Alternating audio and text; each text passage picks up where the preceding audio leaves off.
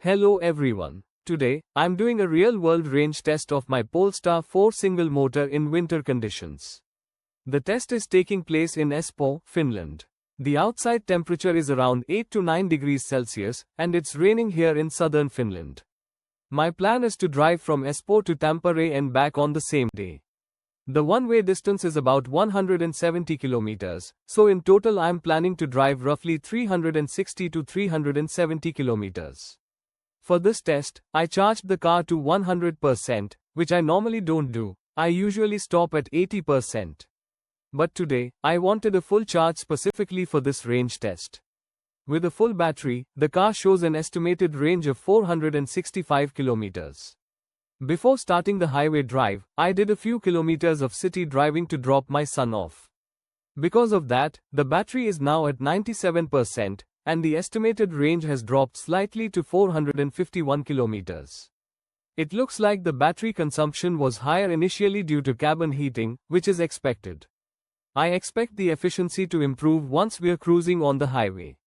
If I check Google Maps and set the destination to Tampere, which is about 165 kilometers from Espoo, it predicts that I'll arrive with 63% battery remaining.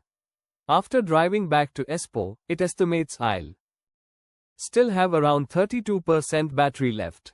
That sounds quite reasonable. However, when I compare this with another popular tool, a better route planner, which is generally considered more accurate, it predicts that I'll arrive in Tampere with about 60% battery remaining. So, let's see which estimate turns out to be closer to reality, Polestar's built-in Google Maps or a better route planner. Now, we're back in Espoo, where the test started.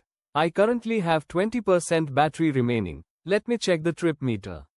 Today, I drove a total of 361 kilometers, with 3 people on board, and I did this without any charging stops.